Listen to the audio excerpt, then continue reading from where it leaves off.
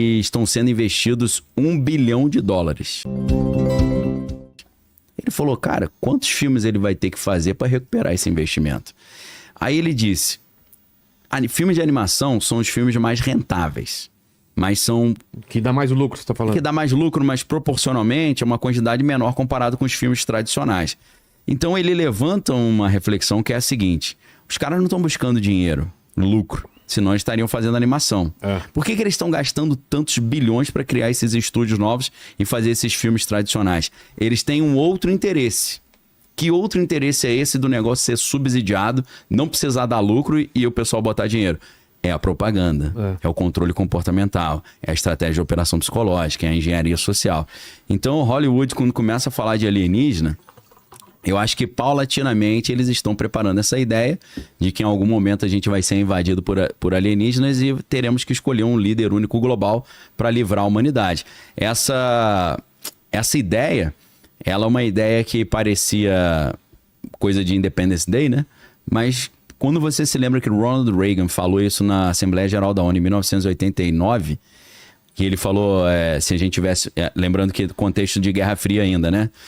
Rússia e Estados Unidos brigando ali pela hegemonia global. Ele falou, se nós tivéssemos uma invasão alienígena, acabaria a Guerra Fria, porque a União Soviética e Estados Unidos teriam que se unir para lutar com esse invasor de fora.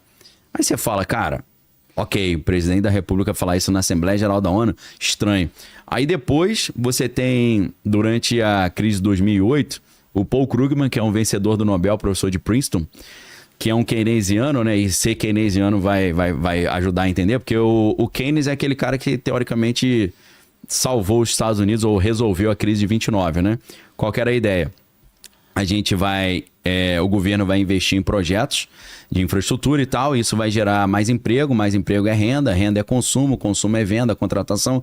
Então, resolver a crise, o governo investindo em projetos ali. A infraestrutura ajuda a escoar os produtos. Então, como o Paul Krugman é um keynesiano, ele deu várias entrevistas, saiu aqui no Brasil em vários veículos, inclusive na revista Exame. Ele falou o seguinte, depois da crise de 2008, ele falou, cara, a melhor maneira da gente resolver essa crise é se tivesse uma invasão alienígena. Aí você fala, pô, não é possível, né? Não, ele falou sério pra caramba, muito sério. Ele disse até o episódio do Twilight Zone, ou lá do Amazing Stories, que ele se inspirou, que é um episódio de 1953. Acho que nem Twilight Zone, acho que nem existia. Ele cita o episódio, que eu não vou me lembrar de cabeça, tá no meu livro, A Beira do Abismo, lá, tudo certinho. Sei. Ele falou, cara, se a gente tivesse uma invasão alienígena, os Estados Unidos teriam que investir em defesa. Investindo em armas de defesa, iria gerar contratação, renda, consumo, ia resolver. E aí ele conclui dizendo que, mesmo que no final a gente visse que foi tudo mal entendido, que não era uma invasão alienígena, a gente entendeu errado, não tem problema porque teria resolvido a crise. Aí eu já olhei e falei, cara, um presidente americano diante da Assembleia Geral da ONU fala isso, no final dos anos 80. Depois, em 2009, 2010, eu acho que foi essa entrevista, um vencedor do Nobel, o economista Paul Krugman, fala a mesma coisa. Depois o Bill Clinton foi no Jimmy Kimmel. Jimmy Kimmel falou, quando você virou presidente, você pediu arquivo alienígena? Ele falou, pedi, mas não veio nada. Aí ele, que pena. Ele falou, não, mas eu gostaria de dizer que para mim seria até interessante se houvesse alienígena, porque ia acabar com os conflitos globais que a gente teria que se unir. Eu falei, cara, 3 figuras de altíssimo escalão falando a mesma coisa, Hollywood junto, eu falei, cara, isso é um caso... Watchmen, perfeito, né? Claro que ali é mais o Dr. Manhattan do que um alienígena, mas a lógica é a mesma, não, né? É alienígena. Tem alienígena? Tem, mas é o Dr. Manhattan. Mas no quadrinho? É no quadrinho. Ele traz uma figura alienígena e coloca... entendi. Verdade, não, tô pautando pelo filme. O Ozymandias. Então, pelo filme... É o diferente. É diferente, No quadrinho, o Ozymandias joga um ser alienígena no centro de Nova York que causa, sei lá, milhares e milhares de mortes. Aí a gente já vai para outro departamento, que é Alan Moore manja do Paranauê pra caramba, né? Alan Moore a gente sabe que é um mago cerimonial. Total. Auto-intitulado, né? Telêmico, né? Que segue Crowley e tal. Segue um demoninho aí que não pode falar o nome, Segue, né? E uma serpente também, além desse aí, né? Do pau que? Pau alguma coisa? PA, com PA. Esse cara manja muito, né? Já que a gente entrou nesse aspecto, né? Tem muita coisa de operação psicológica e engenharia social dentro de... Por que os ETs legais ficam lá fora e sobra pra gente o ET Bilu? O Bilu, né? O Bilu, pelo menos. Busquem conhecimento. Pelo menos a mensagem dele é boa, né? Paz e amor. Mas né? desculpa, você fala. Nosso ET, mas se ele fosse do Rio de Janeiro, já seria outro tipo de mensagem. Busca. É perder o Playboy. Perder o Playboy. Cara, o Alan Moore tem muita questão assim de para você aprender sobre estratégia de persuasão, né? Veja o V de Vingança, cara. Por quê? O V de Vingança, eles não fazem um ataque falso de uma arma biológica lá pra gerar o argumento que o mundo tá sendo atacado e tal. Puta, eu não lembro, tem umas explosões, é isso? Tem a explosão, exatamente, a explosão. Essa explosão foi totalmente proposital para gerar um caos na sociedade e justificar um endurecimento do regime, né? Pois é. Tipo o que tentaram fazer no Rio Centro aqui no Brasil também, não deu certo. É a mesma lógica, né? Um terrorismo feito internamente. Como se fosse um false flag, né? Uma bandeira falsa. Então, que tem teorias da conspiração que falam que 11 de setembro também foi isso, né? Cara, eu não acredito, mas existem umas linhas aí bem... Existem bastantes argumentos, né? Que se você pegar o material do Ted Gunderson, as crônicas de Ted Gunderson foi um cara que ele só podia entrar com 18 anos no FBI. Ele entrou acho que com 17, porque ele tirou uma nota tão alta nas provas que os caras aceitaram a entrada dele. E aí ele foi trabalhar na área de contra-terrorismo. E esse cara, ele chegou a um posto que ele chegou a ser cogitado para diretor-geral do FBI.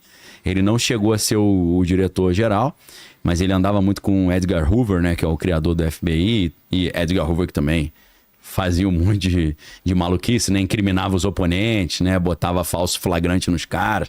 A história é muito louca.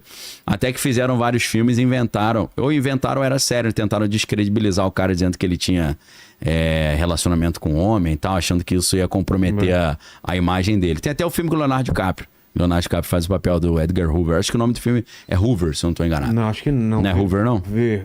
Agora eu esqueci.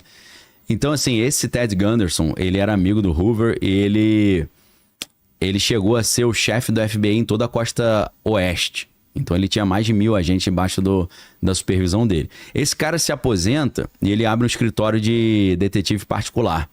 E o primeiro caso que ele pega já é o caso mais complicado da justiça americana, que não é o do O.J. Simpson, não. É o caso do Philip McDonald. Philip McDonald era um cara boina verde do exército, né? Que é tropa de elite, era um médico. E que ele morava numa casa dentro do quartel. Esqueci o nome do quartel agora, não sei se é Fort Bragg ou Fort Meade.